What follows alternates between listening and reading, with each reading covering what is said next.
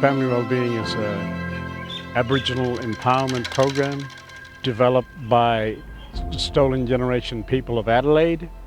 And Dr. Kamala Say was working in the field in Alice Springs.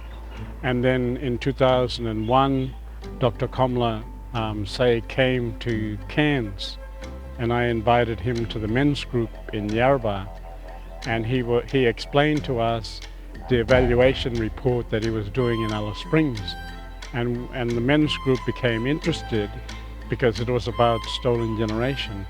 And he gave us a taste of the program. And the men liked the program, and so it started from there. It's important to Yarrabah because it provides skills for people, the tools that they need for empowerment, to help them to take control of their own life and to think about the future. Well, we have two traditional owner groups, the Kunganji tribal group and the Adinji tribal group, which is the southern part of Yarrabah. And we also have Stolen Generation people in Yarrabah. And 80% of the population are Stolen Generation people. And so that is why the Family Wellbeing program is so important to Yarrabah. When people do family well-being, they think about where they come from, especially the Stolen Generation people, because like as they go through some of the lessons that you learn in family well-being, you look at basic human needs, and where they discover where they lack in their basic human needs, whether it might be shelter, it might be housing, and one of the case studies that I want to talk about is one of the ladies.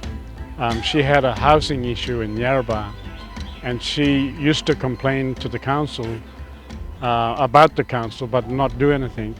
And through Family Wellbeing, she was able to form a support group that lobbied the council for house, because she was living outside of Yarrabah. And that helped the council to make a decision to change the town boundaries and to shift the town boundaries and to include her so that they could put her in a house. And they put her in a demountable, and then eventually she ended up in a 4-bedroom home in Yarrabah. To me, I see big changes within her, because she started to build confidence, and she had faith and trust in the system. Well, at the moment, we're working on a 5-year project, 2021 to 2025, working together with James Cook University, Australian National University, the MK Survey, and Deloitte Economics. And at the moment, what it looks like is, for every dollar that the government spend, there will be a saving of $4.80.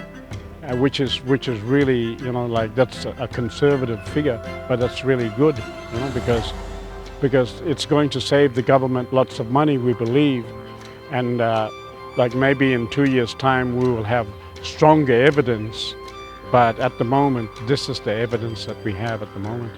Family Wellbeing not only helps people with suicide issues, but it also helps people with drug and alcohol issues. Through the men's group, some of the men who were heavy drinkers, they made, through Family Wellbeing, they made decisions to reduce their drinking. People who learn about the Family Wellbeing program, they also are able to talk to other community members who have suicide ideation, and so they're able to help people in the community. But suicide reduction has been reduced through Family Wellbeing. What we picked up here from Family Wellbeing, we shared with Konyama, Hopevale and Dalby. So we shared, we did knowledge sharing of what we learned from Yarrabah about suicide prevention.